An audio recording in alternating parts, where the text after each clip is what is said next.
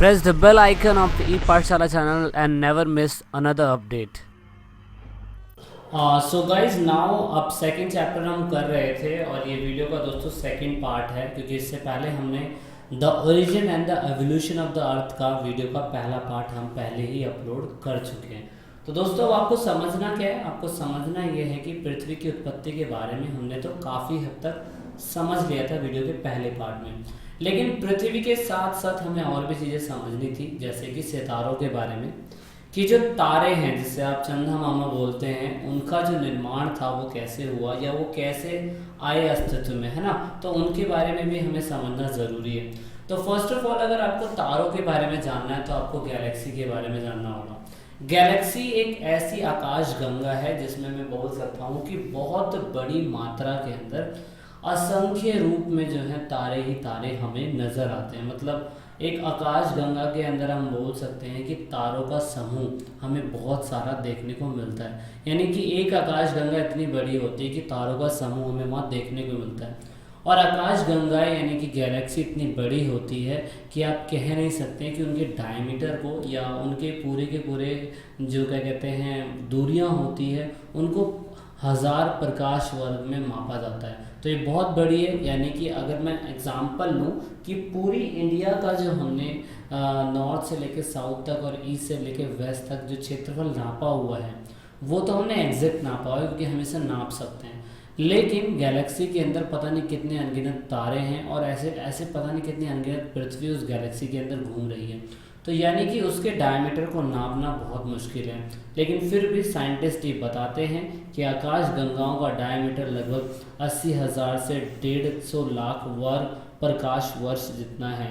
मतलब इतना कि जितना आप कह सकते हैं कि आप सोच भी नहीं सकते हैं कि इतनी बड़ी मात्रा के अंदर हमें गैलेक्सी देखने को मिलती है। और गैलेक्सी के अंदर क्या है दोस्तों, गैलेक्सी के अंदर सितारे हैं और सितारों को अंदर बताया गया है कि इनके अंदर हाइड्रोजन जो गैस है वो बहुत बड़ी मात्रा के अंदर इसके अंदर भरी हुई है। और साथ में जो निहारिका, जैसे आप नेबुलर हाइपोथेसिस बोलते हैं, निहारिका परिकल्पना बोलते हैं, उसमें बताया गया है कि कैसे सितारों का निर्माण आज से लगभग 5 से 6 अरब वर्ष पहले हुआ था, है ना।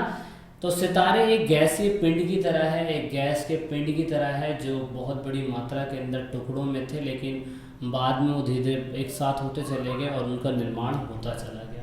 तो इस तरीके से सितारे बने थे। दूसरी बात करते हैं हम फॉर्मेशन ऑफ प्लैनेट, यानी कि ग्रह। जिस ग्रह के ऊपर आप रह रहे हैं उसका निर्माण कैसे हुआ, यानी कि ग्रह जो है दोस्तों एक तरीके से मैं बोल सकता हूँ तारे जो थे वो नेबुलर थ्योरी के अंदर आते थे और वो एक गैसीय पिंड की तरह थे, लेकिन जो दोस्तों ग्रह थे, ग्रह कहीं ना कहीं गैस के बादल की तरह थे। गैस के ऐसे बादल जो थे दोस्तों बहुत छोटे छोटे थे और बाद में वो पूरे के पूरे एक ही पिंड के अंदर विकसित होने लग गए। कहने का मतलब आप बिल्कुल सिंपल सा ये समझेंगे कि कहीं ना कहीं ये गैस के बादल की तरह थे और इनके अंदर गुरुत्वाकर्षण यानी कि ग्रेविटेशन फोर्स इतना तगड़ा था कि ये सारे के सारे पिंड आपस में दूसरे से जुड़े रहे काफ़ी सालों तक और बाद में जाके प्लैनेट बन पाए।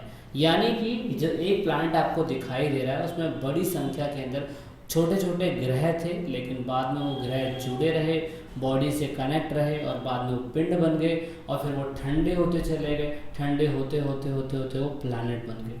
तो इस तरीके से हमारा प्लैनेट का निर्माण हमें देखने को मिलता है। एंड दूसरा हम बात कर लेते हैं हमारे सोलर सिस्टम के बारे में। तो सोलर सिस्टम, क्योंकि निहारिका परिकल्पना जो बताई जाती है कि उसमें अर्थ का निर्माण हुआ है और अर्थ जो है दोस्तों हमारे सोलर सिस्टम यानी कि सौर मंडल का ही पार्ट है। इस हिसाब से निहारिका परिकल्पना जो है सौर मंडल के लिए हमारे एक जनक के रूप में, फादर के रूप में, ठीक है ना। तो ऐसा ये बोला जाता है कि आज से लगभग 5 से 6 अरब साल पहले जो थे ग्रहों का निर्माण होना चालू हो गया था और जो हमारा जो क्या कहते हैं प्लैनेट है वो कम से कम 4 से 4.5 अरब साल पहले बनना चालू हुआ था। ऐसा बताया जाता है कि सौर मंडल के अंदर 8 ग्रह हैं जो हमने बिल्कुल पूरी तरीके से नापे हुए हैं, जो आपको यहाँ पे दिखाई दे रहे हैं। मरकरी, वीनस, अर्थ, मार्स, है ना, जुपिटर, सैटर्न, यूरेनस, नेपट्टून। तो ये सारे हमें बता रखे हैं, लेकिन साथ में दोस्तों ये 8 ग्रह नहीं, उसके साथ साथ इनके छोटे छोटे उपग्रह भी हैं जो 63 हैं, आपके बुक के अंदर है, आप देख सकते हैं। और साथ में हमारे एस्ट्रॉयड बेल्ट भी हमें देखने को मिलती है और साथ में हमें कॉमेट्स भी देखने को मिलते हैं। तो ये बहुत सारी चीज़ें हैं, कुछ ऐसे ग्रह भी हैं जिनको हम देख नहीं सकते हैं और बस अंदाज़ा लगा सकते हैं कि ये धूमकेतु की तरह हो सकते हैं, है ना। ये तो आते हैं कहाँ चले जाते हैं कुछ नहीं पता, लेकिन सौर मंडल के अंदर दोस्तों हमारा जो इनर प्लैनेट है, आउटर प्लैनेट है, बहुत इंपॉर्टेंट है। एस्ट्रॉयड बेल्ट के जो इस तरफ है आप देख सकते हैं सन के जो टच में है वो सारे इनर प्लैनेट कहलाते हैं, और जो आउटर प्लैनेट है वो एस्ट्रॉयड बेल्ट के राइट हैंड साइड पर जितने भी हैं 4 प्लैनेट वो हैं। अब दोस्तों कुछ ऐसे भी ग्रह पाए गए हैं जिन्हें आप बौने ग्रह के नाम से बोल सकते हैं। ये ग्रह इतने छोटे हैं कि इन पे लाइफ संभव होना बहुत मुश्किल है। जो हमारे जो इंटरनेशनल जो एस्ट्रोनॉमी जो ऑर्गेनाइजेशन है उन्होंने बताया था कि प्लेटो जो था पहले एक ग्रह था, लेकिन दोस्तों सही मायने में वो इतना छोटा है कि उसको एक ग्रह नहीं बनाया जा सकता। तो इसी हिसाब से प्लेटो और UB313 ये जो है तो एक बौने ग्रह के रूप में इसे माना जाता है। ठीक है, तो ये थोड़ा सा इम्पोर्टेंट था, इसे ध्यान रखना है।